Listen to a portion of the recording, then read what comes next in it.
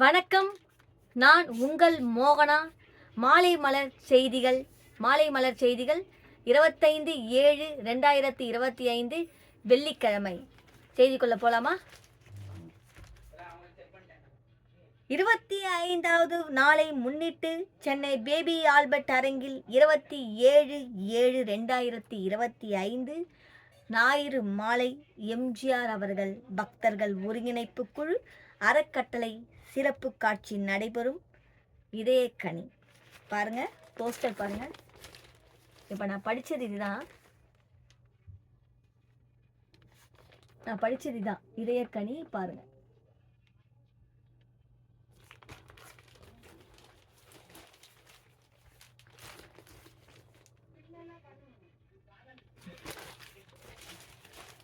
அப்புறம் மாநிலங்களவை உறுப்பினராக பதவியேற்கும் மக்கள் நீதி மய்யம் தலைவர் நம்மவர் கமலஹாசன் அவர்களுக்கு வாழ்த்துக்கள். என்றும் உங்கள் வழியில் ஏஜி மௌரியா அப்படின்னு சொல்லி இது கொடுத்துருக்காங்க. கமலஹாசன் சார் படத்தை போட்டிருக்காங்க. அடுத்தது பாரதிய ஜனதா கட்சி திருவள்ளுவர் மேற்கு மாவட்டம் மண்ணின் மைந்தன் எங்கள் பாசத்திற்குரிய அண்ணன் திரு எம் சக்கரவர்த்தி மாநில துறை தலைவர் அவர்களின் பிறந்த நாளை அவர்களை வாழ்த்தி வணங்குகிறோம். டாக்டர் நாகபூஷணம் மாவட்ட துணைத் தலைவர் மத்திய அரசு நலத்திட்ட பிரிவு என்று சொல்லி ஒரு சின்ன ஒரு இது போட்டிருக்காங்க.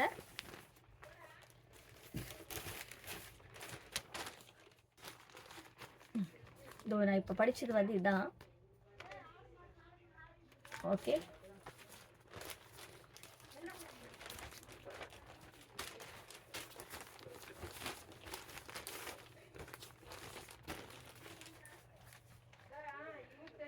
இதோ இப்போ அன்புமணி ராமதாஸ் அவர்களையும் மருத்துவர் ஐயா அவர்களையும் வணங்கி போட்டிருக்காங்க.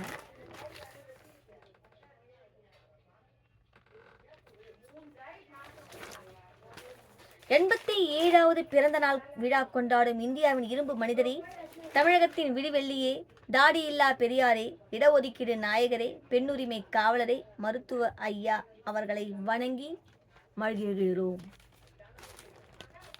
திருக்காச்சூர் கி ஆறுமுகம் மாநில வன்னியர் சங்க செயலாளர், பாமக தலைமை நிர்வாக குழு உறுப்பினர், முன்னாள் செங்கல்பட்டு சட்டமன்ற உறுப்பினர்.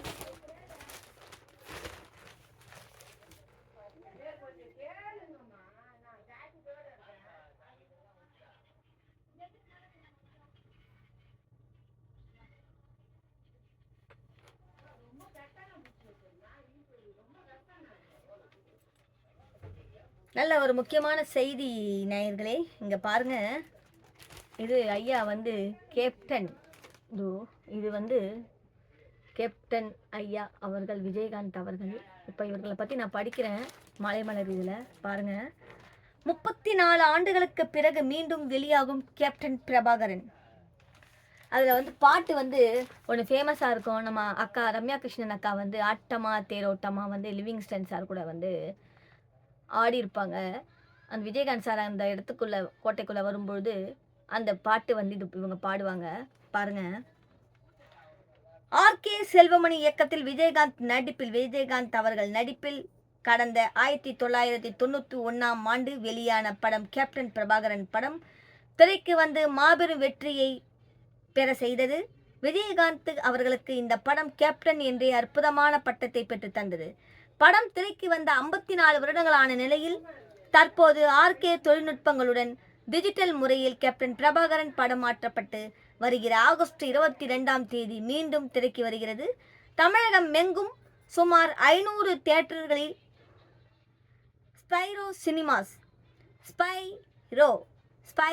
சினிமாஸ் சார்பில் கார்த்திக் வெங்கடேசன் வெளியிடுகிறார். ஸ்பைரோ சினிமாஸ் படம் குறித்த அறிவிப்பு நிகழ்ச்சியில் தேமுதிக பொதுச் செயலாளர் பிரேமலதா அவர்கள், பொருளாளர் சுதீஷ், இயக்குநர்கள் ஆர்கே செல்வமணி அவர்கள், ஆர்வி உதயகுமார் அவர்கள், விக்ரமன் அவர்கள், அரவிந்த்ராஜ், பேரரசு அவர்கள் ஆகியோரும் இந்த நிகழ்ச்சியில் கலந்து கொள்றாங்க. அடுத்தது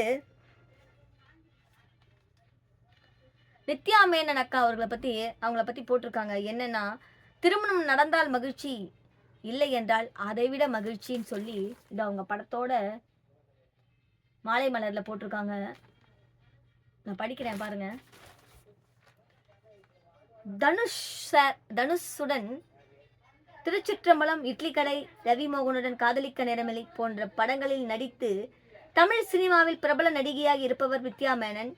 விஜய் சேதுபதி அண்ணாவுடன் இணைந்து நடித்த தலைவன் தலைவி மற்றும் இன்று வெளியாகி இருக்கிறது. இந்நிலையில் தலைவன் தலைவி படம் இன்று வெளியாகி இருக்கிறது. இந்நிலையில் அவரது தனிப்பட்ட வாழ்க்கை குறித்து அளித்த பேட்டியில், நான் 3 மாத குழந்தையாக இருந்தபோது பாட்டியின் மடியில் என்னை வைத்துவிட்டு அம்மா வேலைக்கு சென்றார். பாட்டியின் மடியிலே வைத்துவிட்டு அம்மா வேலைக்கு சென்றார். அம்மாவின் இடத்தை பாட்டியை நிரப்பினார். நான் மற்றவர்களை விட வித்தியாசமான பெண். நண்பர்கள் இருந்தாலும் தனியாகவே இருப்பேன். குறிப்பிட்ட வயதில் எனக்கு காதல் அனுபவம் கிடைத்தது. எத்தனை முதல் காதல் உறவில் விழுந்தாலோ அத்தனை முறை நான் இதயம் உடைந்து போனது. எனக்கு ஒரு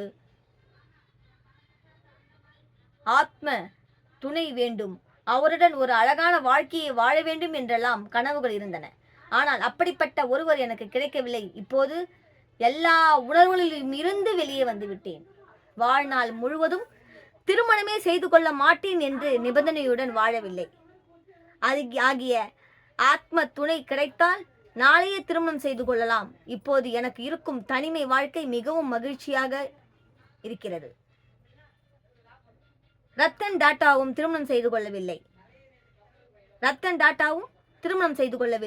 அதேபோல் நானும் தனிமையிலே மிகவும் ரசிக்கிறேன். திருமணம் நடந்தால் மகிழ்ச்சி, நடக்கவில்லை என்றாலும் அதைவிட மகிழ்ச்சி. ஆன்மீக பாதையை தற்போது நான் பின்பற்றுகிறேன். ஆன்மீகம் மூலம் வாழ்க்கையில் பல கேள்விகளுக்கு பதில் கிடைத்துள்ளது. இவ்வாறு அவர் கூறினார். ஆன்மீகத்தில் நம்ம ஒருத்தரை தான் சொல்லுவோம். அவர் யாருன்னா ஆன்மீகத்தில் ரஜினிகாந்த் சார் இருப்பாருன்னு சொல்லுவோம்.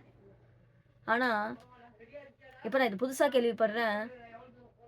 நித்யா மேனன் அவர்கள் நான் ஆன்மீகத்தில் கல்யாணம் நடந்தால் மகிழ்ச்சி, இல்லை என்றால் அதை விட மகிழ்ச்சின்னு சொல்லிட்டு ஒரு வெறுப்புலையோ எதுலையோ ஒரு துயரத்தில் அவங்க மனசில் என்ன இருக்கோ, பாவம் அக்கா மனசில் என்ன இருக்கோ தெரியல.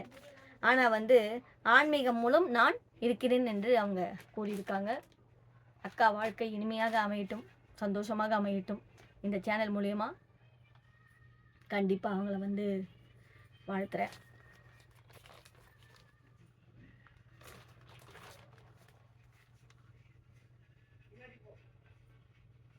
அண்ணன் சூர்யா அண்ணன் படத்தை போட்டு ரத்த தான முகாம் வழங்க போகிறாங்களாம். இங்கே போட்டிருக்காங்க மாலை மலர் செய்தியில். நான் இதை படிக்க போகிறேன் பாருங்கள். செங்கல்பட்டு கிழக்கு மாவட்ட சூர்யா அண்ணன் நற்பணி மன்ற தலைமை சார்பில் நடிகர் சூர்யாவின் 50வது பிறந்த நாளை முன்னிட்டு இரத்த தான முகாம், அன்னதானம், நலத்திட்ட உதவிகள் வழங்கப்பட்டது. மேலும் கோவில்களில் சிறப்பு பூஜைகள், புதிய மன்றங்கள் திறப்பு விழா, அரசு பள்ளி மாணவர்களுக்கு நோட்டு புத்தகங்கள், கல்வி உபகரண பொருட்கள் வழங்கப்பட்டது. பல்வேறு கிளை மன்றங்களிலும் கேக் வெட்டி பொதுமக்களுக்கு இனிப்பு வழங்கப்பட்டது. அனைத்து நிகழ்ச்சிகளிலும் மாவட்ட தலைவர், மாவட்ட செயலாளர், மாவட்ட நிர்வாகிகள் அனைவரும் கலந்து கொண்டனர்.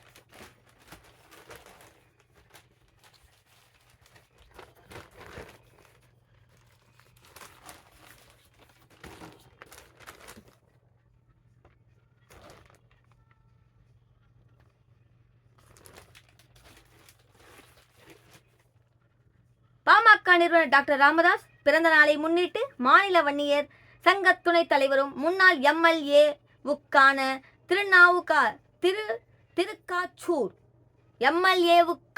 திருக்காவுச்சூர் ஆறுமுகம் மற்றும் ஒன்றிய பேரூர் மற்றும் நகர செயலாளர்கள் தலைமையில் செங்கல்பட்டு, காட்டாங்குளத்தூர் ஒன்றிய, திருப்போரூர் ஒன்றியம், தாம்பரம், பல்லாவரம், குரோம்பேட்டை, பரங்கிமலை, ஆலந்தூர், மாமல்லபுரம், செய்யூர், சித்தாமூர், அச்சிரப்பாக்கம் மற்றும் மதுராந்தகம் பகுதிகளில் கட்சி கொடி ஏற்றி பொதுமக்களுக்கு இனிப்புகள் வழங்கப்பட்டது.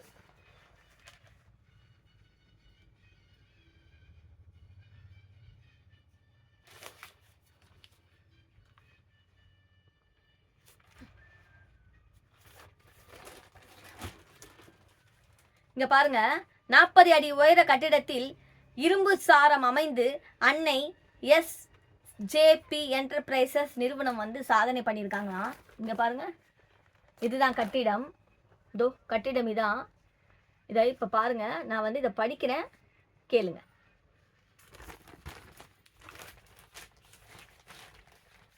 சென்னை ஜூலை 25 சென்னை ஐனாவரம் அன்னை எஸ்ஜேபி என்டர்பிரைசஸ் நிறுவனம் கட்டுமான தொழிலின் சார்பு தொழிலான இரும்பு சாரம் அமைக்கும் தொழிலில் தமிழகத்தில் முன்னணி நிறுவனமாக நிகழ்ந்து வருகிறது. இந்நிறுவனம் சாரம் அமைத்தால் தொழிலில் கடந்த 1986 முதல் கடந்த 39 ஆண்டுகளாக தொடர்ந்து, அதாவது பாருங்க, நல்லா பாருங்க, நல்லா உணர்வட்டி படிக்கிறேன் பாருங்க. 1986 கட்டுமான தொழிலில் முதல் கடந்த 29 ஆண்டுகளாக தொடர்ந்து மரச்சாரம் தொழிலில் சிறந்து விளங்கி வருகிறது. அன்னை எஸ்ஜேபி என்டர்பிரைசஸ் நிறுவனத்தின் மற்றொரு மைக்கல் சாதனையாகி சென்னை கிழக்கு கடற்கரை சாலை கந்தன்சாவடி பகுதியில் அப்பாசாமி கட்டுமான நிறுவனத்தின் கட்டிடத்தில் சாரம் அமைக்கப்பட்டுள்ளது. இதன் சிறப்பு என்னவெனில் தென் இந்தியாவில் முதன் முறையாக 400 அடி உயரத்திற்கு முழுமையான பாதுகாப்பு அமைப்புகளுடன் படைத்துள்ளது. இந்த இதுவரையில் தென்னிந்தியாவில் எந்த நிறுவனமும் செய்திராத சாதனையாகும் என்பது குறிப்பிடத்தக்கது.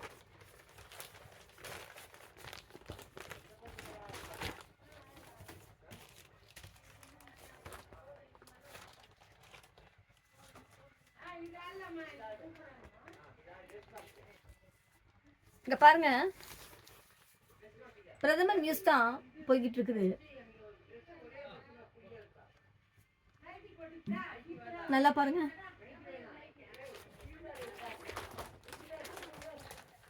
திருச்சிக்கு வருகை தரும் பிரதமர் மோடியை எடப்பாடி பழனிசாமி சந்திக்கிறார். கூட்டணி நிலவரம் பற்றி முக்கிய அறிவிப்பு. ஜூலை 25 தமிழகத்தில் 2026 ஆண்டு சட்டசபை தேர்தலை அதிமுகவும் பாரதிய ஜனதாவும் இணைந்து சந்திக்க முடிவு செய்துள்ளன. கடந்த ஏப்ரல் மாதம் 11ஆம் தேதி இரு கட்சிகளும் சென்னையில் கூட்டணி அமைத்தன. இந்த விழாவில் அதிமுக பொதுச் செயலாளர் எடப்பாடி பழனிசாமி, மத்திய மந்திரி அமித்ஷா இருவரும் பங்கேற்றனர். அதிமுக தலைமையில் தேர்தலை இந்த கூட்டணி சந்திக்கும் என்று, கூட்டணியில் மேலும் சில முக்கிய கட்சிகள் இணையும் என்று இரு தலைவர்களும் தெரிவித்தனர். கூட்டணி ஆட்சி இந்த நிலையில் அதிமுக தலைமையின் அமையும் கட்சியின் பாரதிய ஜனதா, அதாவது இந்த நிலையில் அதிமுக தலைமையில் அமையும் ஆட்சியில் பாரதிய ஜனதாவும் இடம்பெறும் என்று அந்த கட்சி தலைவர்கள் கூறினார்கள். இதற்கு எடப்பாடி பழனிசாமி அவர்கள் திட்டவட்டமாக மறுப்பு தெரிவித்தார். 2026 ஆண்டு தேர்தலில் அதிமுக தனி பெரும்பான்மை பெற்று தனித்து ஆட்சி அமைக்கும் என்று அவர் கூறி வருகிறார். இந்த சர்ச்சை நீடித்துக் கொண்டிருக்கும் நிலையில் பிரதமர் மோடி அவர்கள் 2 நாள் பயணமாக நாளை சனிக்கிழமை தமிழகம் வருகிறார். மாலத்தீவு நிகழ்ச்சிகளை முடித்துக்கொண்டு நாளை இரவு 7:45 மணிக்கு அவர்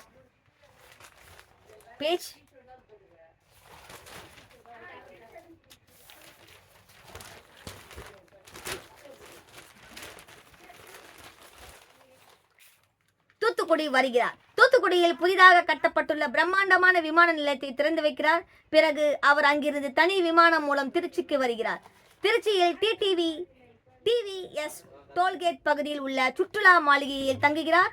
நாளை மாலை ஞாயிற்றுக்கிழமை காலை 11:30 மணிக்கு ஹெலிகாப்டர் மூலம் அரியலூர் மாவட்டம் கங்கை கொண்ட சோழபுரத்துக்கு சென்று அங்கு சிவாலயத்தில் நடக்கும் அடி திருவாதிரை விழாவில் கலந்து கொள்கிறார்.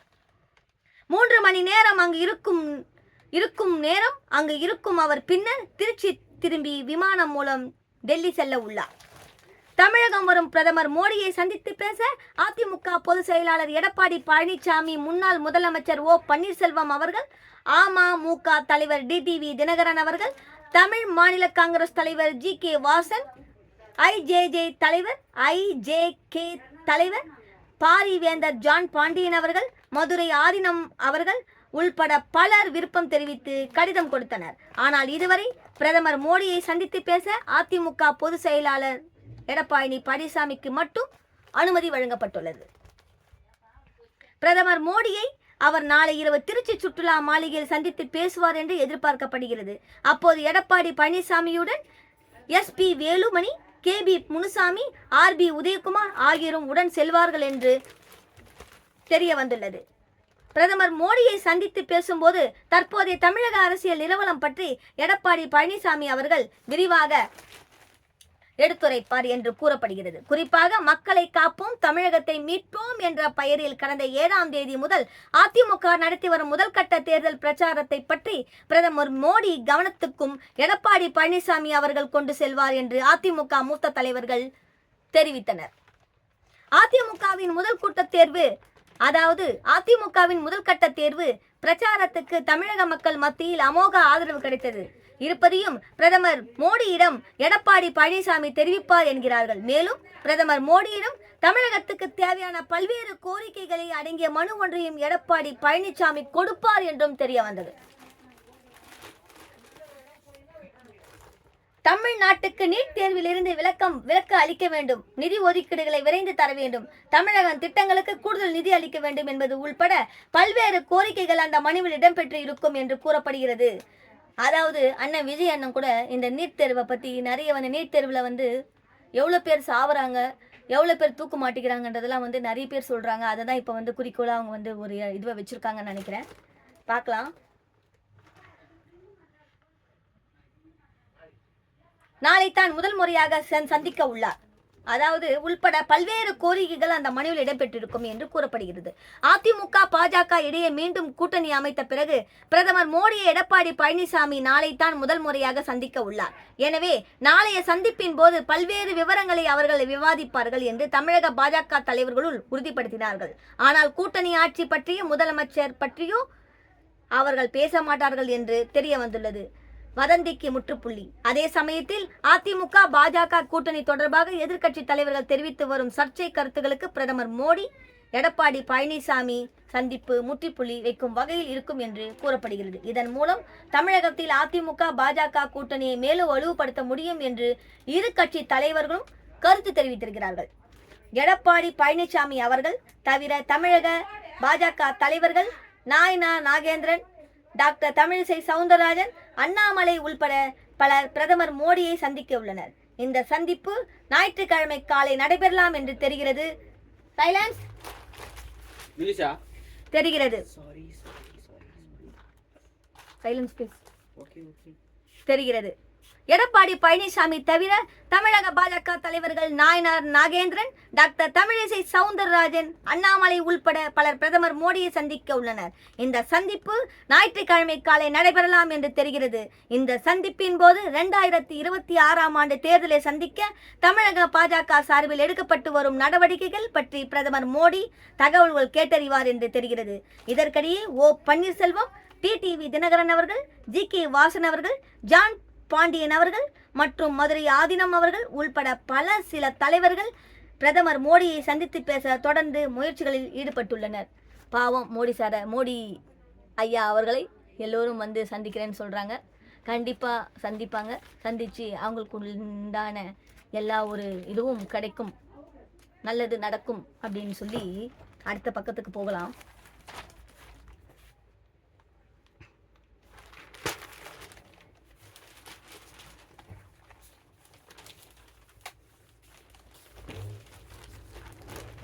இப்போ பாருங்க, இதே பாருங்க, இப்போ உடனே பாருங்க,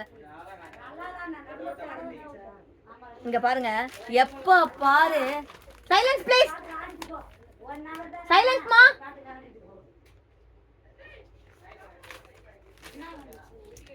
அரசு பள்ளியில் இங்க பாருங்க இடி விழுந்துச்சு. இங்க பாருங்க இடி அந்த ஸ்கூல்ல விழுந்திருக்குது. இங்க பாருங்க,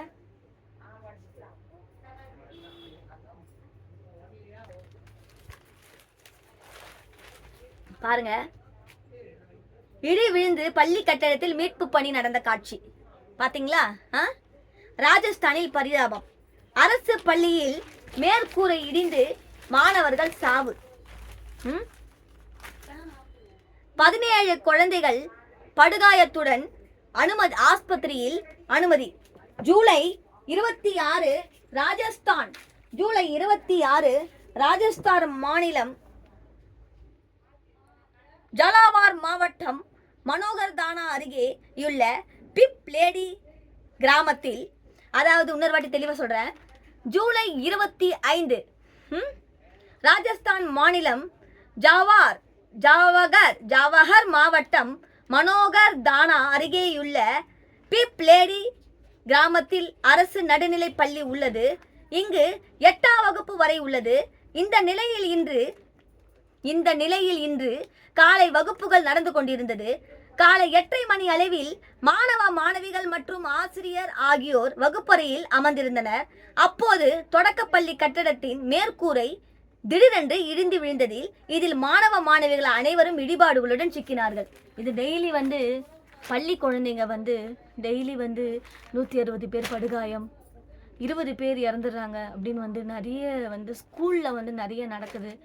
குழந்தைங்க பாவம் எப்படி அவங்க அந்த சும்மா லைட்டாக இடிச்சிக்கினாலே ரொம்ப கஷ்டமாக இருக்குது. இதை பாருங்கள், கண்ணில் லைட்டாக ஒரு புள்ளி மாதிரி வந்தது, அது ஒரு வாரத்துக்குள்ளே இவ்வளோ பெருசாகிடுச்சு. சும்மா லைட்டாக இடிச்சிங்கன்னா சும்மா சின்னதாக இருந்தது, அதை பற்றி இப்போ இவ்வளோ கண்ணை முடியும் இவ்வளோ பெருசாக இருக்குது. அப்போ நம்மளுக்கே இப்படி ஒரு துடிக்கும் போது அந்த குழந்தைகள் அந்த கூரை இடிஞ்சி விழுந்து அந்த குழந்தைங்கள்லாம் எப்படியெல்லாம் கஷ்டப்பட்டுருப்பாங்க. அந்த அந்த கல்லுகளெல்லாம் குத்தி அந்த குழந்தைங்கள்லாம் அவங்க அம்மா அப்பாங்கெல்லாம் எறும்பெல்லாம் கடிக்காமல் அவங்க எப்படி பார்த்துன்னு இருப்பாங்க. அந்த குழந்தைங்க ஸ்கூலுக்கு அனுப்பி இந்த மாதிரி ஆகிருந்து அது அவங்க மனசை எப்படிலாம் பாதிக்கும் வலிக்கும்ன்றதை இங்கே போட்டிருக்காங்க பாருங்கள். காலை 8:30 மணி அளவில் குழந்தைங்க காலை 8:30 மணி அளவில் மாணவ மாணவிகள் மற்றும் ஆசிரியர் ஆகியோர் வகுப்பறையில் அமர்ந்திருந்தனர். அப்போது தொடக்கப்பள்ளி கட்டிடத்தின் மேற்கூரை திடீரென்று இடிந்து விழுந்ததில் இதில் மாணவ மாணவிகள் அனைவரும் இடிபாடுகளுடன் சிக்கினார்கள். இந்த சம்பவத்திலேயே 4 மாணவர்கள் இடிபாடுகளுக்குள் சிக்கி சம்பவ இடத்திலேயே பரிதாபமாக இறந்தனர். 4 மாணவர்கள் சம்பவத்திலேயே சிக்கி இறந்துட்டாங்க. மேலும் 17 மாணவர்கள் பலத்த காயமடைந்தனர். அவர்கள் உடனடியாக அருகில் உள்ள ஆஸ்பத்திரிக்கு அனுப்பி வைக்கப்பட்டனர். அங்கு அவர்களுக்கு சிகிச்சை அளிக்கப்பட்டது. பின்னர் 10 மாணவர்கள் மேல் சிகிச்சைக்காக ஜாலாவார் பகுதியில் உள்ள ஆஸ்பத்திரிக்கு அனுப்பி வைக்கப்பட்டனர். அங்கு அவர்களுக்கு தீவிர சிகிச்சை அளிக்கப்பட்டு வருகிறது. இதில் 4 பேரின் நிலைமை கவலைக்கிடமாக உள்ளது. பள்ளி மேற்கூரை இடிந்து விழுந்த போது அங்கு சுமார் 60க்கும் மேற்பட்ட மாணவ மாணவிகளின் அமர்ந்திருந்ததாக கூறப்படுகிறது. எனவே காயமடைந்தவர்களின் எண்ணிக்கை மேலும் அதிகரிக்கலாம் என்று அஞ்சப்படுகிறது. பள்ளி மேற்கூரை இடிந்து விழுந்து தகவல் கிடைத்தவுடன் கிராம மக்கள் உடனடியாக அங்கு விரைந்து சென்றனர். அவர்கள் இடிபாடுகளை அகற்றி மாணவர்களை மீட்கும் முயற்சியில் ஈடுபட்டனர். மேலும் போலீசார், தீயணைப்பு வீரர்கள், மீட்பு படையினர் ஆகியோரும் சம்பவ இடத்திற்கு விரைந்தனர். அவர்கள் மீட்பு பணியில் ஈடுபட்டு வருகிறார்கள். மீட்பு பணியில் 4 JCB இயந்திரங்கள் ஈடுபடுத்தப்பட்டு உள்ளன. இதன் மூலம் கட்டிட இடிபாடுகளை அகற்றி மாணவ மாணவிகளை மீட்கும் பணி நடைபெறுகிறது. ராஜஸ்தான் மாநிலம் ஜாலாவார் மாவட்டத்தில் உள்ள கடந்த சில நாட்களாகவே பலத்த மழை பெய்து வருகிறது. இந்த மழையால் பள்ளி கட்டிடம் சேதமடைந்தது காணப்பட்டது. இது குறித்து அதிகாரிகளிடம் பலமுறை புகார் செய்யப்பட்டது. ஆனால் இந்த நடவடிக்கையும் எடுக்கவில்லை என்று கூறப்படுகிறது. இந்த நிலையில் உள்ள பள்ளியில் மேற்கூரை இடிந்து விழுந்ததில் 4 மாணவர்கள் பலியாகிவிட்டனர். சாரி, கொஞ்சம் டிஸ்டர்பன்ஸ் இருங்க. பலமுறை புகார் செய்யப்பட்டது, ஆனால் எந்த நடவடிக்கையும் எடுக்கப்படவில்லை என்று கூறப்படுகிறது. இந்த நிலையில் பள்ளி மேற்கூரை இடிந்து விழுந்து 4 மாணவர்கள் பலியாயிருக்காங்க. மற்ற மாணவர்களுக்கு எல்லாமே பலத்த காயம் ஏற்பட்டிருக்கு. பாவம், அந்த பலத்த காயத்துடன் அவர்கள் உயிர் தப்பணும். கண்டிப்பாக அவங்க வீட்டில் குடும்பத்தில் நல்லா ஒன்று சேரணும். கண்டிப்பாக அவங்களுக்கு எதுவும் ஆகக்கூடாது. கண்டிப்பாக அந்த குழந்தைங்களை கடவுள் தான் காப்பாற்றணும். அந்த 4 மாணவர்களுடைய உயிர் போனதோடு அந்த குழந்தைங்க பலத்த காயமடைந்தவர்கள் நல்லபடியாக வீடு திரும்பணும்.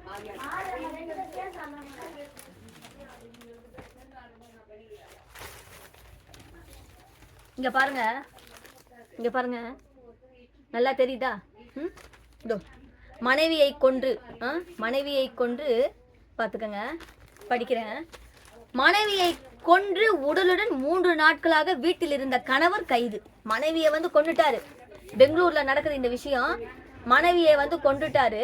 இது வந்து நடக்குது. 3 நாட்களாக இருந்த கணவர், மனைவியை கொன்று உடலுடன் 3 நாட்களாக வீட்டிலேயே இருந்திருக்கிறாரு கணவர். பெங்களூர்ல நடக்குது. பெங்களூரு ஜூலை 25, உத்தரப்பிரதேச மாநிலத்தை சேர்ந்தவர் சிவம். வயசு வயது 20ங்க. ஆமா, வயசு 20. இவரது மனைவி சுமைனா 18. சின்ன பசங்க போல இருக்குங்க. இந்த தம்பதியினருக்கு 6 மாதங்களுக்கு முன்பு திருமணம் செய்து கொண்டு பெங்களூருக்கு வந்தனர். அவர்கள் தனிச்சந்திரா அருகே ஒரு வாடகை வீட்டில் வசித்து வந்தனர். தகராறு. சிவம் ஓவியராக வேலை செய்து வருகிறார். இந்த நிலையில் கடந்த 21ஆம் தேதி இரவு தம்பதி இருவருக்கும் இடையே குடும்ப தகராறு ஏற்பட்டது. என்னங்க வயசு 20 வயசு, அதுக்கு 18 வயசு. கல்யாணம் பண்ணிக்கினாங்க, இருந்தாலும் அது காதலிக்கிற வயசு 20 18 எல்லாம். இந்த வயசு என்னங்க சண்டை வரும் அவங்களுக்கு? எனக்கு 22 நினைக்கிறேன். ஆமாம், எங்கள் வீட்டுக்காருக்கு வந்து 24 வயசு. சண்டை வந்து அவர் வந்து தண்ணி போட்டால் பேசுவார், டக்குன்னு சண்டை போட்டு டக்குன்னு முடிஞ்சிருங்க. இது என்னங்க இது? அடிக்கிறது, குத்துறது, வெட்டுறது, கொலை பண்ணுறது. விஜிலி ரமேஷுக்கு அதெல்லாம் பண்ண தெரியாதுங்க. ஏன்னா வந்து என்னுடைய சொந்த கதையும் இதில் வந்து நான் சொல்கிறேன். ஐயா ஜான்பஸ் ஐயா வந்து உங்கள் கதையை சேர்த்து போடுங்கம்மா, நல்லா வரும் அப்படின்னு சொல்கிறாரு. இருந்தாலும் நான் சொல்கிறேன், ஆமாங்க, இது என்னங்க இது? மனைவியை கொன்று 3 நாளாக வீட்டில் வச்சுக்கிறாங்க. எப்படிங்க வச்சுப்பாங்க? செத்தா மறுநாளே பாடி எடுன்னு சொல்கிறாங்க இந்த காலத்தில். அந்த காலத்தில் இந்த காலம் வரைக்கும். இது இங்கே பாருங்களேன், செத்த உடனே 3 நாளாக வீட்டில் வச்சுருந்துக்கிறாங்க. அது நாராதாங்க? அவ்வளோ பாசமாங்க பொண்டாட்டி மேலே பாசம் இருக்கிறவங்க இந்த மாதிரி வெட்டுவானா? இல்லை 3 நாளாக வீட்லேயே வச்சுக்கிறாங்க பாருங்க. பார்க்கலாம் பாருங்க. நான் சொல்கிறேன். சிவம் ஓவியராக வேலை செய்து வருகிறார். இந்த நிலையில் கடந்த 21ஆம் தேதி இரவு தம்பதி இருவருக்கும் இடையே குடும்ப தகராறு. என்னங்க குடும்ப தகராறு ஏற்பட்டிருக்கோம் பார்க்கலாங்க. ஏற்பட்டது. குடிபோதையில் இருந்த சிவம் தனது மனைவியின் முகத்திலும்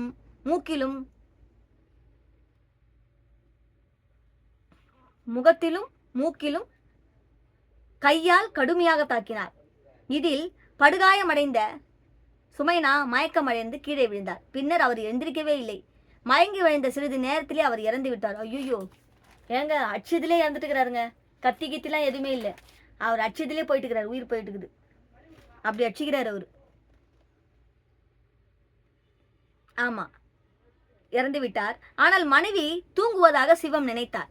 மறுநாள் செவ்வாய்க்கிழமை, அதாங்க அவர் குடிபோதையில ஏதோ அடிச்சிருக்கிறாரு போல இருக்கு, அடிச்சிருக்கிறாரு. அது போதை தெளிஞ்சிருக்குது. செவ்வாய்க்கிழமை போதை தெளிஞ்சிருக்குது. கிழமை சிவம் தனது மனைவி தூங்கி கொண்டிருப்பதாக, அதான் இவங்க தூங்கின்னு இருக்காங்க பொண்டாட்டின்னு நினைச்சுக்கின்னு இருக்காரு. தனது மனைவி தூங்கி கொண்டிருப்பதாக நினைத்து வேலைக்கு சென்று விட்டார். பின்னர் மாலை வேலையில் இருந்து வீடு திரும்பி அவர் தனது மனைவியை எழுப்பச் சென்றார். அப்போதுதான் அவர் தனது மனைவி இறந்து விட்டதை கண்டுபிடித்தார். இதனால் கவலை அடைந்த சிவம் இந்த விஷயத்தை பற்றி யாருக்கும் தெரிவிக்காமல் அமைதியாக இருந்தார். அவர் வழக்கம் போல் தனது அன்றாட வேலைகளில் ஈடுபட்டிருந்தார். அவர் உடலுக்கு அருகில் மது அருந்திவிட்டு சமைத்திருந்தார். ஏதோ அழுகிய துர்நாற்றம் வந்தவுடன் உள்ளூர் மக்கள் சந்தேகமடைந்து போலீசாருக்கு தகவல் தெரிவித்தனர். சம்பவ இடத்திற்கு வந்த போலீசார் உடலை கைப்பற்றி அம்பேத்கர் மருத்துவமனைக்கு அனுப்பினர். மேலும் போலீசார் கொலை வழக்கு பதிவு செய்து உத்தரப்பிரதேசத்துக்கு தப்பிச் செல்ல முயன்ற சிவத்தை கைது செய்தனர். மனைவியை கொலை செய்துவிட்ட 3 நாட்கள் அவரது உடலுடன் கணவர் வீட்டுக்குள் இருந்த சம்பவம் அப்பகுதியில் அதிர்ச்சியை ஏற்படுத்தி இருக்கிறது. அதாங்க குடிபோதையில அடிச்சிருக்கிறாரு. குடிபோதையில அடிச்சிருக்கிறாரு, செத்து போயிட்டாரு. போதை தெளிஞ்ச உடனே பார்த்துருக்காரு. என்ன பண்ணுறது ஏது பண்ணுறது அது வந்து ஒருத்தருக்கு புரியாது. மனநிலை எப்படி இருக்குமோ புரியல. என்ன பண்ணுறதுக்கு அதையே வச்சுன்னு வீட்டில் செஞ்சுருக்கிறார் சமையல். அது செய்யும்போது அக்கம் பக்கத்தில் வந்து ஒரு எலி செத்தாலே நாத்தடிக்கும். ஸோ அம்மா ஒரு யாருன்னா குழந்தைங்களோ யாரோ வாந்தி எடுத்தாலோ ஏதோ டாய்லெட் போனாலோ எப்படி நாத்தடிக்கும்? அப்போ ஒரு உயிர் இறந்திருந்தா எப்படி நாத்தடிக்கும்? அது வந்து அக்கம் பக்கத்தில் இருக்கிறவங்க சந்தேகப்பட்டு போலீஸ்க்கு ஃபோன் பண்ணி அவங்க சொல்லி அவங்க கண்டுபிடிச்சி இப்போ வந்து அவர் எங்கேயோ தலைமறைவாகி அவரை கண்டுபிடிச்சி போலீஸார் வந்து இது பண்ணி தக்க நடவடிக்கை எடுக்கிறாங்கங்க. பாருங்கள், இந்த மாதிரிலாம் பண்ணக்கூடாதுங்க. குடி வந்து 10 செய்யணுவாங்க.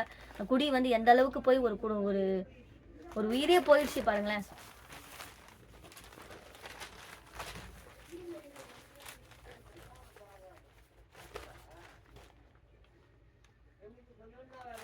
இதை பாருங்க, டாக்டர் ராமதாஸுக்கு முதல் அமைச்சர் மு.க. ஸ்டாலின் வந்து பிறந்த நாள் வாழ்த்து தெரிவிச்சிருக்கிறாரு. இதுதான் இது ஒரு 5-6 லைன் இருக்கு, படிக்கிறேன் பாருங்க. சென்னை ஜூலை 25 முதலமைச்சர் மு.க. ஸ்டாலின் தனது எக்ஸ் தள பதவியில் கூறியிருப்பதாவது, பாட்டாளி மக்கள் கட்சி நிறுவன தலைவர் டாக்டர் ராமதாசுக்கு இனிய பிறந்தநாள் நல்வாழ்த்துக்கள். நீண்ட ஆயுளோடு தங்களது பொது வாழ்க்கை பயணம் தொடர வேண்டுமென விழைகிறேன். இவ்வாறு அவர் கூறியுள்ளார். சரிங்களாங்க.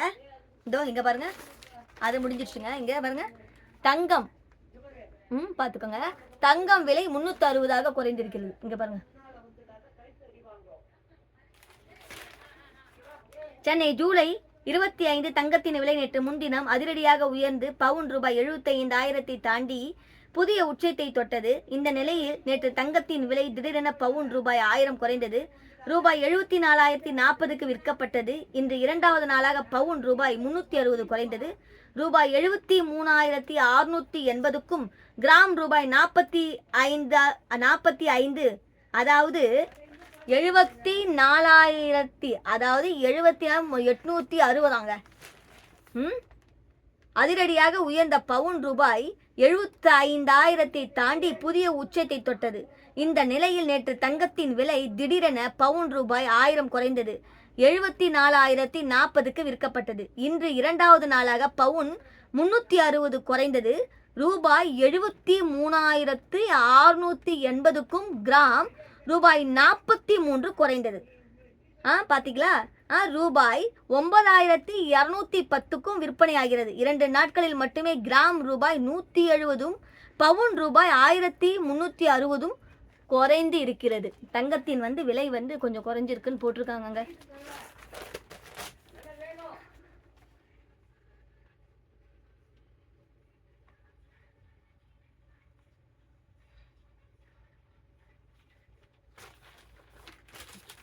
இங்க பாருங்க, இந்தியாவின் நீண்ட நாள் பிரதமர் அம்மா படத்தை, யாரு, இந்திரா காந்தி அம்மா படத்தையும் போட்டு பிரதமர் மோடி ஐயா அவர்கள் படத்தையும் போட்டிருக்காங்க. பாருங்க, இது கொஞ்சம் லைன் இருக்கு, நான் படிக்கிறேன், கேளுங்க. இந்தியாவின் நீண்ட நாள் பிரதமர் இந்திரா காந்தி ஐயா அம்மா சாதனையை முறியடித்த மோடி தொடர்ந்து 24 ஆண்டுகள் முதல் மந்திரி பிரதமராக உள்ளார்.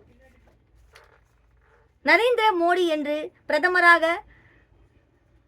4,78,000 நாட்கள் பதவியை நிறைவு செய்துள்ளார். இதன் மூலம் ஜனவரி 24, 1966 முதல் மார்ச் 24, 1977 வரை தொடர்ச்சியாக நாட்கள் நாட்டின் பிரதமராக பதவி வகித்த முன்னாள் பிரதமர் இந்திரா காந்தியின் சாதனையை முறியடித்தார். சாதனை பிரதமர் ஜவஹர்லால் நேரு தொடர்ந்து 16 ஆண்டுகள் பிரதமராக பதவி வகித்த முதலிடத்தில் உள்ளார். அவருக்கு பிறகு மோடி இந்தியா வரலாற்றில் தொடர்ச்சியாக 2வது நீண்டகால பிரதமராக பணியாற்றி பெருமையாக பெற்றுள்ளார்.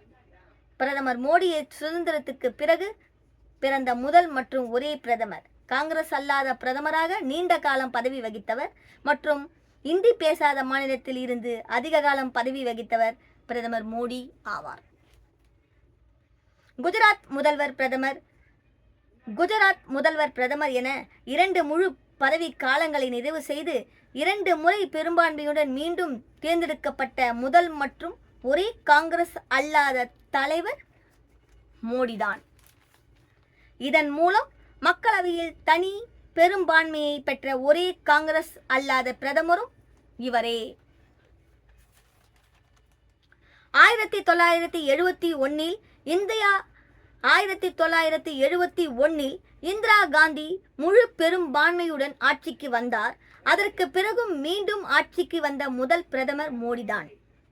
குஜராத் மாநில சட்டமன்ற தேர்தல் 2002, 2007, 2012, மக்களவை தேர்தல்களை 2014, 2019, 2024 என தொடர்ச்சியாக 6 தேர்தல்களில் வெற்றி பெற்ற இந்தியாவின் அனைத்து பிரதமர்கள் மற்றும் முதல் அமைச்சர்களில் ஒரே தலைவர் மோடி மட்டுமே. குஜராத் முதல் மந்திரி, இந்திய பிரதமர் என தொடர்ந்து 24 ஆண்டுகள் பதவியில் இருக்கும் ஒரே நபர் மோடி அவர்கள். தொடர்ச்சியாக 3 மக்களவை தேர்தல்களில் தங்களது கட்சிகளை வெற்றிக்கு அழைத்து சென்றதில் பிரதமர் மோடி அவர்கள் நேருவின் சாதனையை சமன் செய்துள்ளார். குஜராத்தின் வந்த நகரில் ஒரு சாதாரண குடும்பத்தில் பிறந்த நரேந்திர மோடி அவர்கள் ராஷ்டிரிய சுயம் சேவை சங்கம் RSS பின்னர் பாரதிய ஜனதா கட்சி என அவரது பயணம் தொடர்கிறது. தொடக்கத்தில் ரயில் நிலையத்தில் தனது தந்தைக்கு டீ விற்க உதவினார். அடிமட்ட தொடர்பு மற்றும் வலுவான தகவல்கள் தொடர்பு பாணிக்கு பெயர் பெற்ற பிரதமர் மோடி 2014ஆம் ஆண்டு ஜனதாவை வரவேற்று சிறப்புமிக்க ஜனதாவை வரலாற்று சிறப்புமிக்க தேசிய வெற்றிக்கு கொண்டு சென்றார். குஜராத்தின் முதல்வராக ஒரு தசாப்தத்திற்கும்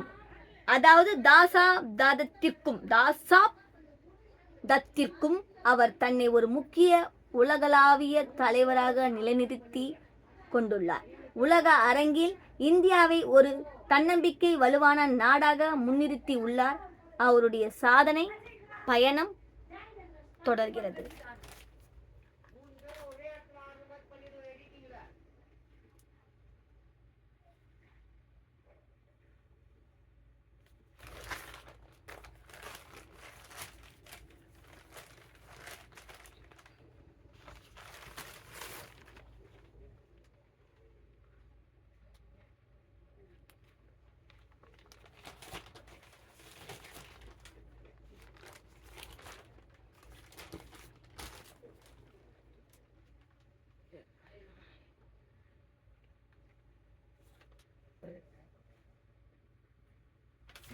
நான் கூட பார்ப்பேங்க. WWவில் வந்து அண்டர்டேக்கரை பார்ப்பேன். நான் கூட சும்மா அந்த ஃபோன் நோண்டும் போது அண்டர்டேக்கர், கெயின் இது மாதிரி ஆளுங்களெல்லாம் பார்ப்பேன். அந்த ஃபைட் பண்ணும்போது அந்த பிக் ஷோ அந்த மாதிரி ஆளுங்களெல்லாம் சும்மா அந்த பண்ணும்போது அந்த ஃபோனை நோண்டும்போது நான் பார்ப்பேன். இவர் வந்து மரணம் ஆயிருக்காங்கன்னு போட்டிருக்காங்க, பார்க்கலாம். இந்த பாருங்க, இந்த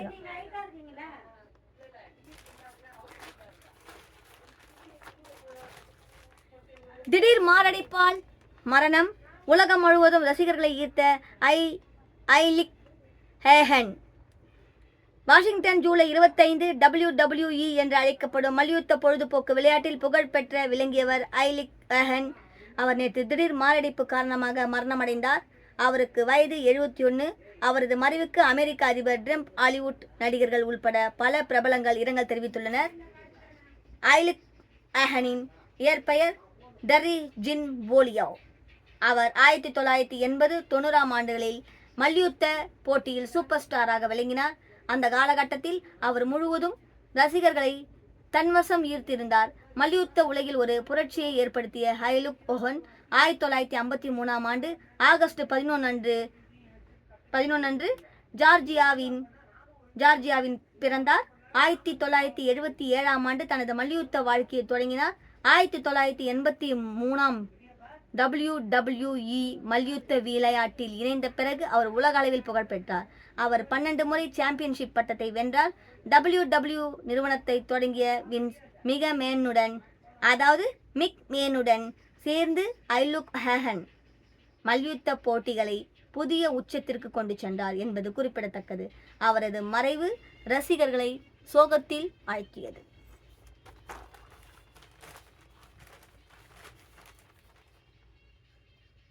ஆமாம்,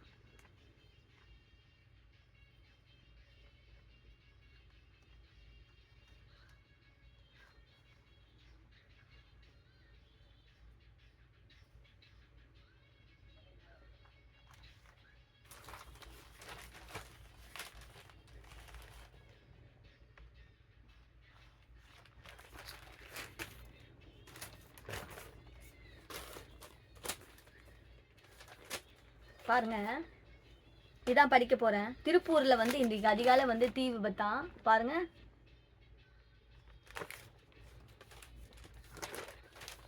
திருப்பூரில் இன்று அதிகாலை பனியன் நிறுவனத்தில் பயங்கர தீ விபத்து. 1 கோடி மதிப்புள்ள பொருட்கள் சேதம். திருப்பூர் ஜூலை 25. திருப்பூர் ராக்கியாபாளையம் ஜெய்நகர் பகுதியை சேர்ந்தவர் வள்ளியப்பன், வயசு 55. இவருக்கு சொந்தமாக ஜெய்நகர் 2வது வீதியில் பனியன் நிறுவனம் உள்ளது. இங்கு சிறுவர்களுக்கான ஆடை தயாரிக்கப்பட்டு வந்தது. 3 மாடி கொண்ட கட்டடத்தில் 150க்கும் மேற்பட்ட பணியாளர்கள் பணிபுரிந்து வருகின்றனர். நேற்றிரவு பணி முடிந்து நிறுவனத்தை மூடிவிட்டு தொழிலாளர்கள் சென்றனர். இந்நிலையில் இன்று அதிகாலை 5 மணி அளவில் நிறுவனத்தில் தீப்பற்றி எரிந்துள்ளதை கண்டு காவலாளி அதிர்ச்சி அடைந்தார். அவர் உடனடியாக உரிமையாளர் மற்றும் தீயணைப்பு நிலையத்திற்கு தகவல் தெரிவித்தார். தகவல் கிடைத்ததும் சம்பவ இடத்திற்கு விரைந்து சென்ற திருப்பூர் தெற்கு தீயணைப்பு நிலைய வீரர்கள் தீயை அணைக்கும் பணியில் ஈடுபட்டனர். ஆனால் தீ மளமளவென பற்றி எரிந்ததால் 20க்கும் மேற்பட்ட டேங்கர் லாரிகளில் தண்ணீர் கொண்டு வரப்பட்டு தீயை அணைக்கும் பணியில் ஈடுபட்டனர். சுமார் 2 மணி நேரத்துக்கு மேலாக போராடி தீயை முழுமையாக அணைத்தனர். இந்த தீ விபத்து குறித்து நல்லூர் போலீசார் விசாரணை மேற்கொண்டதில் பனியன் நிறுவனத்தில் இருந்து UPS பேட்டரி வெடித்ததை நிறுவனம் முழுவதுமாக தீப்பற்றி எரிந்ததற்கு காரணம் என தெரிய வந்துள்ளது. 1 கோடி பொருட்கள் இந்த தீயில சேதமடைஞ்சிருக்குது. தொடர்ந்து நல்லூர் போலீசார் வழக்கு பதிவு செய்து விசாரணை மேற்கொண்டு வருகின்றனர். இந்த தீ விபத்தில் நிறுவனத்தில் இருந்து வைக்கப்பட்டிருந்த பனியன் துணிகள், விற்பனைக்கு தயாரிக்கப்பட்டிருந்த ஆடைகள், தையல் எந்திரம், மின்சார உபகரணங்கள் என 1 கோடி மதிப்பிலான பொருட்கள் எரிந்து நாசமானதாக கூறப்படுகிறது. இது குறித்து போலீசார் விசாரணை நடத்தி வருகின்றனர்.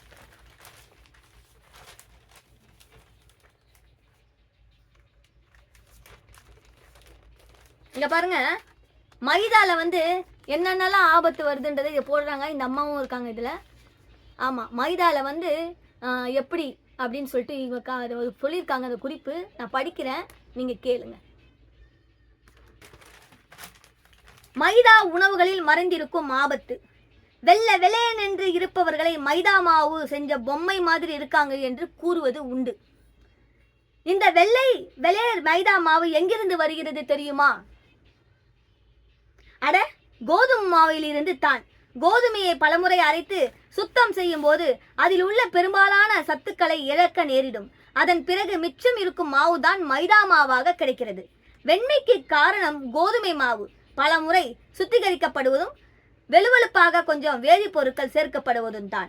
இவ்வாறு தயாரிக்கப்பட்ட மைதா மாவு சமையலறையில் மாவுகளின் ராணியாக விளங்குகிறது என்று சொன்னால் மிகையல்ல. ஆம், நாம் இட்லி மாவையும் மிஞ்சிவிட்டது. ஆங்கிலத்தில் இன்னொரு பெயர் உண்டு, ஆல் பர்பஸ். ஆங்கிலத்தில் இன்னொரு பெயர் உண்டு, ஆல் பர்பஸ் மாவு என்பது தான். ஆல் பர்பஸ் மாவு என்பது தான் அது. அதாவது எல்லா விதங்களிலும் பயன்படும் மாவு. உலகம் முழுவதும் இது பெருவாரியாகவே பயன்படுத்தப்படுகிறது. பேக்கரிகள் முற்றிலும் நம்பி இருப்பது இந்த மைதா மாவைத்தான். பிஸ்கெட், பிரெட், கேக், பீஸா, பர்கர், பன் என்று இதை எடுத்துக்கொண்டாலும் மைதா மாவு இல்லாமல் முடியாது. இது தவிர நூடல்ஸ், நான் ரொட்டி, பரோட்டா, ரவா தோசை, பானிபூரி, சமோசா இவை எல்லாவற்றிற்கும் அடிப்படை மைதா மாவு தான். இது தவிர சிப்ஸ், மைதா மாவு கேக்குகள், அல்வா என்று ஒரு பக்கம் பட்டியல் நீளுகிறது. இவ்வாறு விஷயத்திற்கும் பயன்படுகிறதே. இது ரொம்ப நல்ல மாவாக இருக்குமல்ல என நினைத்தால் ஏமாந்துதான் போவோம். அதிலும் என்னதான் விமர்சித்தாலும் சரி, நாங்கள் பரோட்டா இல்லாமல் எடுக்க மாட்டோம் என நம் சமூகம் மொத்தமாகவும் பரோட்டா சமூகமாகவே மாறி வருகிறது. ஒரு சிறு பரோட்டா தயாரிக்க 30 கிராம் அளவில் மைதா மாவு தேவை. 100 கலோரி சக்தி கிடைக்கும்.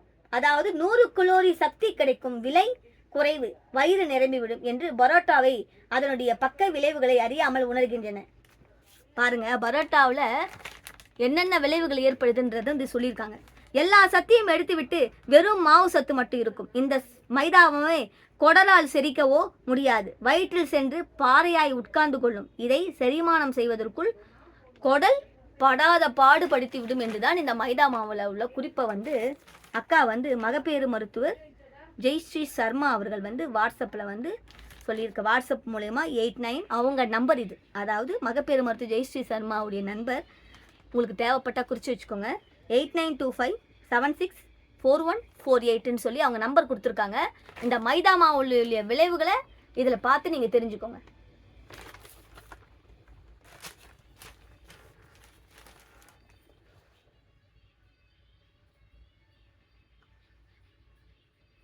ராமநாதபுரத்தில் இன்று அதிகாலை பரபரப்பு. ரேஷன் அரிசி கடத்தலை தடுக்க முயன்ற அதிகாரிகளை வாகனம் ஏற்றிக் கொள்ள முயற்சி. இதை பாருங்க,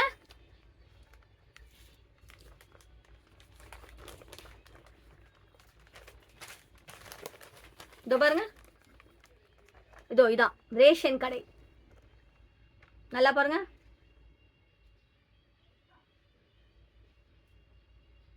படிக்கவா? இத பாருங்க, இதான் இந்த பக்கம் தான். ராமநாதபுரத்தில் இன்று அதிகாலை பரபரப்பு. ரேஷன் அரிசி கடத்தலை தடுக்க முயன்ற அதிகாரிகளை வாகனம் பற்றி ஏற்றி கொல்ல முயற்சி. அதாவது ராமநாதபுரத்துல கடத்தலை தடுக்க முயன்ற அதிகாரிகளை வாகனத்துல ஏற்றி கொலை செய்வதாக முயற்சி செய்யப்பட்டுள்ளது. அதுக்கு வருவாய் ஆய்வாளர்கள் காயத்துடன் தப்பினர். செய்திக்குள்ள போலாம் வாங்க. ராமநாதபுரம் ஜூலை 25 தமிழகம் முழுவதும் ரேஷன் அரிசி உள்பட்ட அத்தியாவசிய பொருட்கள் கடத்தலை தடுக்க உணவுப் பொருட்கள் கடத்தல் தடுப்பு பிரிவு போலீசார் தீவிர கண்காணிப்பில் ஈடுபட்டு வருகிறார்கள். சமீப காலங்களில் ரேஷன் அரிசி கடத்தல் பல்வேறு இடங்களில் தடுக்கப்பட்டு அதில் ஈடுபட்டவர்கள் கைதாகி உள்ளனர். அதாவது தமிழகம் முழுவதும் ரேஷன் அரிசி உள்ளிட்ட அத்தியாவசிய பொருட்கள் கடத்தலை தடுக்க உணவுப் பொருள் கடத்தல் தடுப்பு பிரிவு போலீசார் தீவிர கண்காணிப்பில் ஈடுபட்டு வருகிறார்கள். சமீப காலங்களில் ரேஷன் அரிசி கடத்தல் பல்வேறு இடங்களில் தடுக்கப்பட்டு அதில் ஈடுபட்டவர்கள் கைதாகி உள்ளனர். இந்த நிலையில் ராமநாதபுரம் சின்னக்கடை வீதி செட்டியார் தெரு பகுதியில் இருந்த ரேஷன் அரிசி கடத்தப்படுவதாக உணவுப் பொருள் பறக்கும் படை வட்டாட்சியருக்கு வந்த ரகசிய தகவலின் அடிப்படையில் அந்த பகுதிக்கு இன்று அதிகாலை தாசில்தார் தமீம் ராஜா மற்றும் வருவாய் ஆய்வாளர் முத்துராமலிங்கம் ஆகியோர் தங்களது இருசக்கர வாகனத்தில் அந்த பகுதிக்கு சென்றனர். அப்போது அங்கு சந்தேகத்திற்கு இடமான முறையில் நின்று கொண்டிருந்த ஒரு சரக்கு வாகனத்தை சோதனை செய்ய முயன்றபோது அவர்கள் திடீரென 2 அதிகாரிகளும் கீழே தள்ளிவிட்டு தங்களது வாகனத்தை எடுத்துக்கொண்டு மின்னல் வேகத்தில் பறந்து சென்றனர். இதையடுத்து சுதாரித்து கொண்டே ரசிகர்கள் பின்வாங்காமல் அவர்களை பிடிக்க துரிதமாக செயல்பட்டனர். தொடர்ந்து ரேஷன் அரிசி மூட்டைகளுடன் சென்ற அவர்களை தங்களது இருசக்கர வாகனத்தில் சுமார் 3 கிலோமீட்டர் தூரத்துக்கு அதிகாரிகளை விரட்டி சென்றனர். அப்போது சின்ன சண்டை சின்ன கடை பகுதியில் வைத்து பின்னால் வேகமாக அதிகாரிகளின் இருசக்கர வாகனங்களை இடித்து தள்ளிவிட்டு கடத்தல் வாகனத்தின் டிரைவர் மற்றும் மற்றொரு மர்ம நபர் கீழே குதித்து தப்பிச் சென்று விட்டனர். சினிமா பாணியில்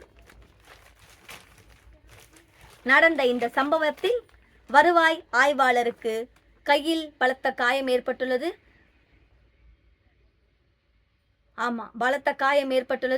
நூல் இலையில் அவர்கள் அதிர்ஷ்டவசமாக உயிர் தப்பினர். கொலை முயற்சியாக நடந்த இந்த சம்பவம் குறித்து உடனடியாக போலீசாருக்கு தகவல் தெரிவிக்கப்பட்டது. விரைந்து வந்த போலீசார் காயமடைந்தனர். வருவாய் ஆய்வாளர் முத்துராமலிங்கத்தை தங்களது வாகனத்தில் ராமநாதபுரம் அரசு மருத்துவமனைக்கு அழைத்துச் சென்றனர். இதற்கிடையே துணிச்சலுடன் மடக்கி பிடிக்கப்பட்ட சரக்கு வாகனத்தின் 40 மூட்டைகளில் 3000 கிலோ ரேஷன் அரிசி இருந்து கண்டுபிடிக்கப்பட்டது. அதனை அதிகாரிகள் பறிமுதல் செய்தனர். மேலும் கடத்தலில் ஈடுபட்ட அந்த வாகனத்தில் இந்த சிக்கல் பகுதியை சேர்ந்த தட்சிணாமூர்த்தி என்பவரை பிடிக்கும் பறக்கும் படையினர்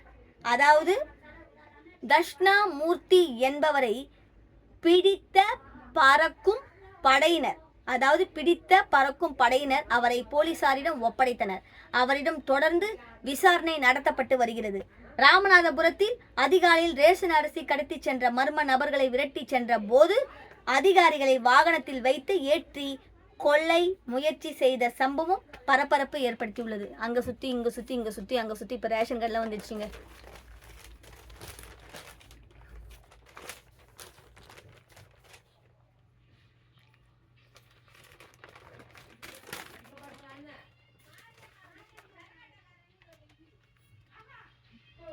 கடை அமைப்பதில் தகராறு. நடு ரோட்ல குடிமிப்புடி சண்டையிட்ட பெண்கள்.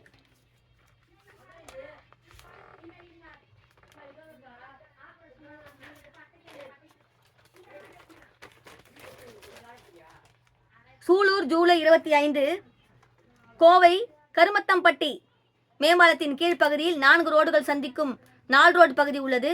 இந்த பகுதியில் ஏராளமான நிறுவனங்கள் கடைகள் அதிக அளவில் உள்ளன. திருப்பூர் அவினாசி ஈரோடு செல்லக்கூடிய பஸ்கள் மற்றும் உள்ளூர் செல்லக்கூடிய பஸ்களும் இந்த வழியாக செல்லும். இதனால் இப்போது அந்த பகுதியில் மக்கள் நடமாட்டம் இருந்து கொண்டே இருக்கும். வாகனங்களும் அதிக அளவில் செல்வதால் இந்த சாலையானது எப்போதும் பரபரப்பாக இயங்கிக் கொண்டிருக்கும். நேற்று வழக்கம் போல அந்த சாலை பரபரப்பாக இயங்கிக் கொண்டிருந்தது. மக்களும் தங்களது பணியில் ஈடுபட்டிருந்தனர். இந்த நிலையில் நால் ரோடு பகுதியில் சாலையோரத்தில் 2 பெண்கள் நின்று பேசிக் கொண்டிருந்தனர். திடீரென அவர்கள் ஒருவருக்கொருவர் சத்தம் போட்டு வாக்குவாதத்தில் ஈடுபட்டனர். முதலில் ஏதாவது சிறிய பிரச்சனையாக இருக்கும், அவர்களாகவே சென்று விடுவார்கள் என அக்கம் பக்கத்தினர் நினைத்தனர். ஆனால் அந்த 2 பெண்களும் திடீரென ஒருவருக்கொருவர் தங்களது தலைமுடிகளை பிடித்து இழுத்து தாக்கிக் கொண்டே இருந்தனர். நடு ரோட்டில் நடந்த இந்த சம்பவத்தை பார்த்த அக்கம் பக்கத்தினர் ஓடி வந்து அவர்களை தடுக்க முயன்றனர். ஆனால் அந்த பெண்கள் தொடர்ந்து ஒருவருக்கொருவர் தாக்கிக் கொண்டே இருந்தனர். மக்கள் சமாதானம் செய்ய முயற்சித்ததும் முடியவில்லை. உடனடியாக சம்பவம் குறித்து கருமத்தம்பட்டி போலீசாருக்கு தகவல் கொடுக்கப்பட்டது. தகவல் அறிந்த போலீசார் சம்பவ இடத்திற்கு விரைந்து வந்தனர். பின்னர் நடுரோட்டில் சண்டையிட்ட பெண்களிடம் சமாதான பேச்சுவார்த்தை நடத்தினர். இதையடுத்து 2 பெண்களும் சமாதானமாகினர். இது தொடர்பாக போலீசார் விசாரணை நடத்தினர். மேற்கொண்டு விசாரணையில் 2 பெண்களும் முதற்கட்ட விசாரணையில் இந்த இடத்தில் யார் பூக்கடை வைப்பது என்று தொடர்பான தகராறு ஏற்பட்டதும் அதான் பூக்கடை வைக்கிறதுல தகராறுங்க. நீ வைக்கவா நான் வைக்கவா நான் வைக்கவா நீ வைக்கவா இருந்தா இது இப்போ புரிஞ்சிருச்சா? பூக்கடத்தை வைக்கிறதுல தகராறுனா நீங்கள் பார்த்துக்கோங்க. அது இதுதான் சின்ன பிரச்சனை தான். அது நீ வைக்கிறியா நான் வைக்கிறேன்னு ஒரு போட்டி. அதான் 2 பெண்கள் மோதிக்கொண்ட சம்பவம் இந்த பகுதியில் பரபரப்பை ஏற்படுத்தி கொண்டுள்ளது. இது தொடர்பான வீடியோ காட்சிகளும் சமூக வலைத்தளங்கள் பரவி வைரலாகி வருகிறது. அதாங்க இந்த பூக்கடை வைக்கிறதுல தாங்க பிரச்சனை. நீ வைக்கிறியா நான் வைக்கிறியான்றது தான் பிரச்சனை. அதனால தாங்க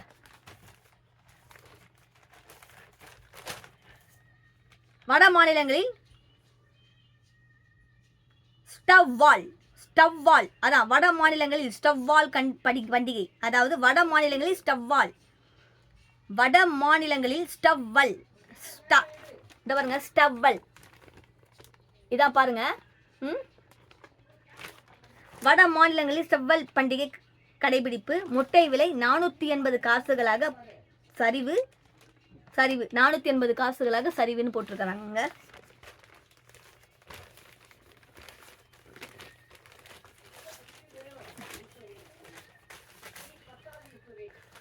ஓசூர் அருகே 4 கார்கள் 2 லாரிகள் அடுத்தடுத்து மோதி விபத்துங்க.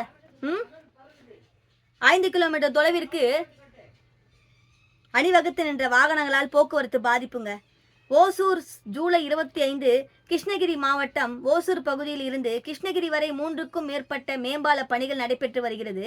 ஆமை வேகத்தில் நடைபெற்று வரும் இந்த மேம்பால பணிகளால் கடந்த சில மாதங்களாகவே போக்குவரத்து பாதிப்புகள் தொடர்ந்து அதிகரித்து வருகிறதுங்க. மேலும் ஓசூரில் உள்ள மேம்பாலம் விரிசல் ஏற்பட்டு சேதமடைந்ததால் சுமார் 1 மாத காலமாக அந்த பகுதிகளில் போக்குவரத்து பாதிக்கப்பட்டு மாற்றுப்பாதையில் அனுமதிக்கப்பட்டு வருகிறது. இந்த நிலையில் ஓசூர் அடுத்த பெரண்டைப்பள்ளி அருகே உள்ள சனமாவு என்கிற வனப்பகுதியில் நேற்று இரவு பெங்களூரில் இருந்து கிருஷ்ணகிரி நோக்கி வந்த 4 கார்கள்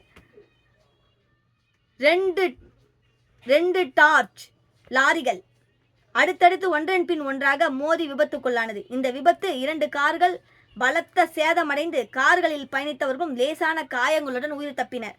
இதையடுத்து ஆம்புலன்ஸ் வரவழைக்கப்பட்டு காயமடைந்தவர்களை மீட்கப்பட்டு சிகிச்சைக்காக ஓசூர் மருத்துவமனைக்கு அழைத்து செல்லப்பட்டனர். இந்த விபத்தால் ஓசூர் கிருஷ்ணகிரி தேசிய நெடுஞ்சாலையில் போக்குவரத்து பாதிக்கப்பட்டதுடன் சுமார் 5 கிலோமீட்டர் தொலைவிற்கு வாகனங்கள் அணிவகுத்து நின்றன.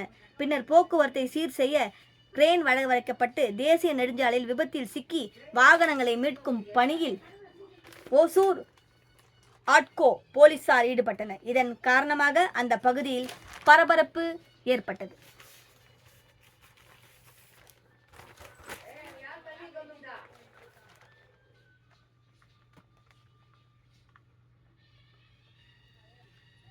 விளையாட்டு செய்திகளை பார்க்கலாங்க. கிரிக்கெட் வாரிய அழைப்பை நிராகரித்த ஈஷான் கிஷன் 41ஆம் உலக சாம்பியன் லெஜெண்ட்ஸ் கோப்பை 41 பந்தில் சதம் அடித்த டிவில்லியர்ஸ். சுந்தர் பிச்சை சொத்து மதிப்பு ரூபாய் 9,000 கோடியாக உயர்வு. மிகப்பெரிய கோடீஸ்வரர் பட்டியலில் இடம் பிடித்தார். இவர் தாங்க கோடீஸ்வரராக இடம் பிடிச்சிருக்கிறார்.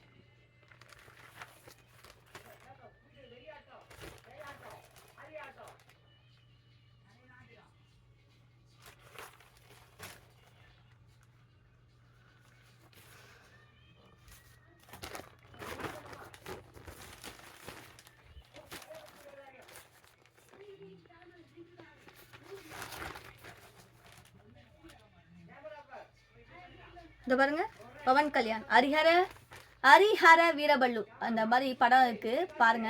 நான் படிக்கிறேன். ஹரிஹர வீரமல்லு விமர்சனம். பவன் கல்யாண் ஊரில் சிறு சிறு திருட்டு வேலை செய்து இல்லாதவர்களுக்கு உதவி வருகிறார். ஒரு பக்கம் முகலாயர்கள் இந்துக்கள் வாழும் பகுதிகளை அழித்து நாட்டை தன்வசமாக்கி வருகிறார்கள். அப்படி இந்துக்களை அடிமையாக்கி பல மாகாணங்களை தன்வசமாக்கி வைத்திருக்கிறார் பாபி தியோல். மேலும் இவர் வைரத்தை வைத்து இருப்பதால் அதை திருடி கொடுக்க பவன் கல்யாணுக்கு அழைப்பு வருகிறது. இதை ஏற்றுக்கொள்ளும் பவன் கல்யாண் அவர்கள் பாபி தியோலை தேடி செல்கிறார். இறுதியில் பவன் கல்யாண் கோஹினூர் வைரத்தை கண்டுபிடித்தாரா, பாபி தியோல் கட்டுப்பாட்டில் இருக்கும் இந்துக்களை பவன் கல்யாண் மீட்டாரா என்பதை படத்தின் மீதி கதை. பவன் கல்யாண் அடிமை மக்களுக்காக துணிச்சலுடன் போராடுவது, காதலிப்பது என நடிப்பில் தெரிக்க விட்டுள்ளார். நீதி அகர்வால் வரும் காட்சிகள் ரசிக்க வைக்கிறது. வில்லன் கதாபாத்திரத்தில் பாபி தியோல் மிடுக்கான தோற்றத்தால் கதாபாத்திரத்திற்கு கச்சிதமாகவே பொறுத்திருக்கிறார். சத்யராஜ், ஈஸ்வரி ராவ் உள்ளிட்ட பல சிறப்பான பங்களிப்பை கொடுத்திருக்கிறார்கள். 17ஆம் நூற்றாண்டில் இந்தியா எப்படி இருந்தது என்பதை வரலாற்று பின்னணியில் சொல்லி இருக்கிறார்கள். இயக்குனர்கள்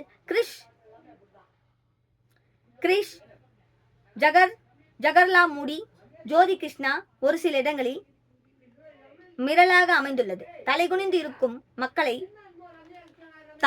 நிற்கும் மக்களை நிமிர வைப்பது, ஆடுபுலி ஆட்டத்தில் சண்டை காட்சி, கிளைமேக்ஸ் சண்டை காட்சி ஆகியவை படத்திற்கு பலம் சேர்த்து இருக்கிறது.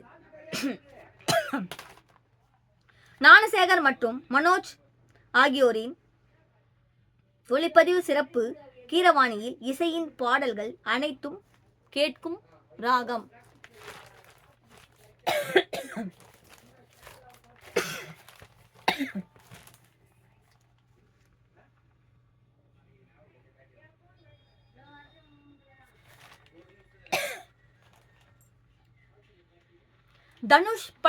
தனுஷ் அண்ணா பட எதிர்ப்புக்கு விளக்கம். தனுஷ் நடிப்பில் வரும் 1ஆம் தேதி புதிய பதிப்பாக மீண்டும் திரைக்கு வர உள்ளது அம்பிகாபதி திரைப்படம்.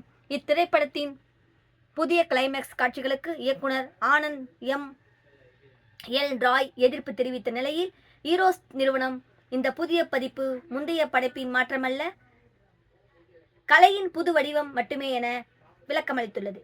இது குறித்து ஈரோஸ் குழுமத்தின் தலைமை நிர்வாக அதிகாரி பிரதீப் திவேதி வெளியிட்ட அறிக்கையில், அம்பிகாபதி திரைப்படத்தின் முழுமையான பதிப்புரிமை மற்றும் தயாரிப்பு உரிமை எங்கள் நிறுவனத்தினிடம் உள்ளது. அதனால் நாங்கள் சட்டப்பூர்வமாகவும் ஒழுங்கு நெறிப்பூர்வமாகவும் இதை புதுப்பித்து வெளியிட அதிகாரம் பெற்றுள்ளோம். மிகப்பெரிய வெற்றி பெற இப்படம் தற்போது பல புதுமைகளுடன் புதிய கிளைமேக்ஸுடன் வருவது ரசிகர்கள் மத்தியில் பெரும் எதிர்பார்ப்பை ஏற்படுத்தியுள்ளது. படம் வரும் தேதியை நோக்கி ரசிகர்கள் ஆவலுடன் காத்திருக்கின்றனர். இவ்வாறு அவர் கூறினார்.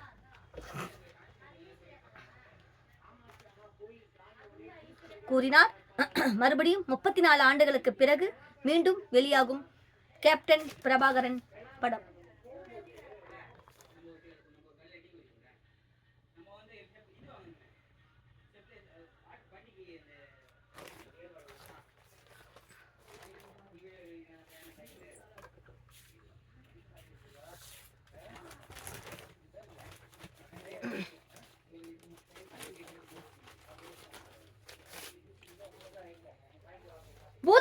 கம்மி, அதாவது அண்ணா விஜய் அண்ணா அவர்களை போட்டிருக்காங்க படத்துல, மாலைமலர் நிகழ்ச்சியில போட்டிருக்காங்க.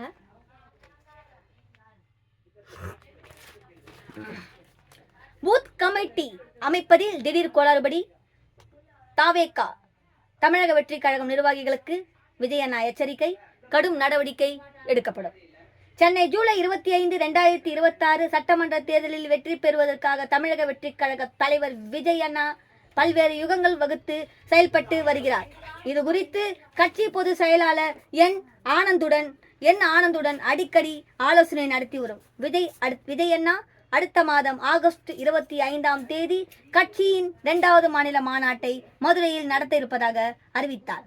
அடுத்த கட்டமாக தமிழகம் முழுவதும் சுற்றுப்பயணம் செய்து மக்களை விஜய் அண்ணா ஜோடியாக சந்திக்க இருக்கிறார்.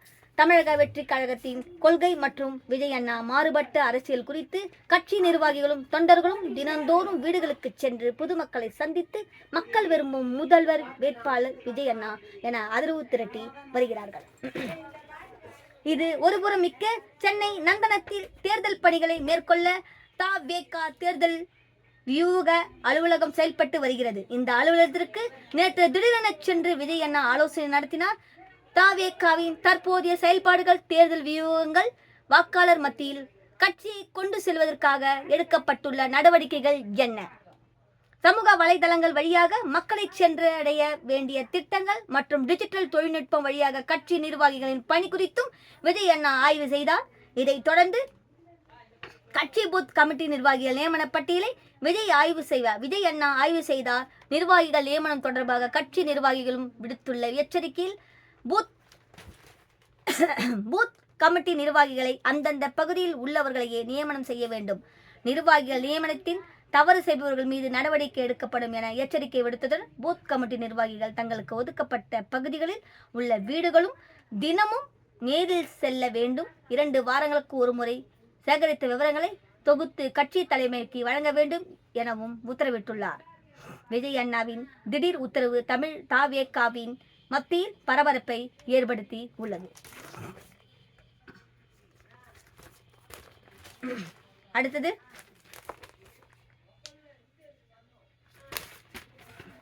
எடப்பாடி ஐயா அவர்கள் காவி வர பாதை அமைத்துக் கொடுக்கிறார். தமிழ்நாட்டுக்குள் காவி நுழைவதை திமுக ஒருபோதும் அனுமதிக்காது. துணை முதலமைச்சர் உதயநிதி அவர்கள் பேச்சு. இங்க பாருங்க, இது நல்லா இருக்கு பாருங்க.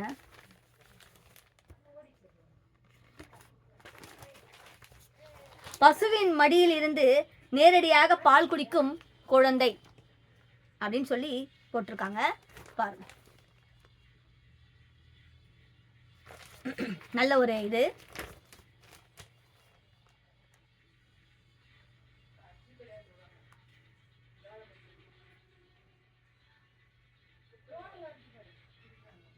இந்த பாருங்க, ஓட்டல் அறைக்குள்ள வந்து கரடி வந்து நுழைஞ்சிச்சு. ஓட்டல் வரவேற்பு அறைக்குள் நுழைந்த கரடி அப்படின்னு சொல்லி போட்டிருக்கிறாங்க. நாட்டில் கொலை கொள்ளை எல்லாமே பார்த்தோம். கட்சியை பற்றி பார்த்தோம். மோடி ஐயா அவர்கள் வருவதை பார்த்தோம். விஜய் அண்ணா அவர்கள் பூத் கமிட்டியில் நடக்கும் செய்திகளை பார்த்தோம். கரடி ஓட்டலில் வரதை பார்த்தோம். பசுமாடு எப்படி வந்து தன் தாயிடம் பால் குடிக்கிறது என்று பார்த்தோம். அப்புறம் திமுக சார்பில் காவி உடை அணியக்கூடாது என்றதை வந்து அது வந்து போட்டதை அனுமதிக்கக்கூடாது என்றதை பார்த்தோம். அப்புறம் வேறு என்னென்னா, சூர்யா அண்ணா அவர்கள் வந்து என்னென்னா மன்றத்தில் அவங்க அந்த அன்னதானம் வழங்கும் விழா எல்லாமே பரிசீலிப்பு விழாலாம் பார்த்தோம். இத்துடன் இந்த மாலை நேர செய்திகள் முடிவடைந்தன. நன்றி வணக்கம். ஆமாம், நன்றி வணக்கம். ஆர் மோகனா.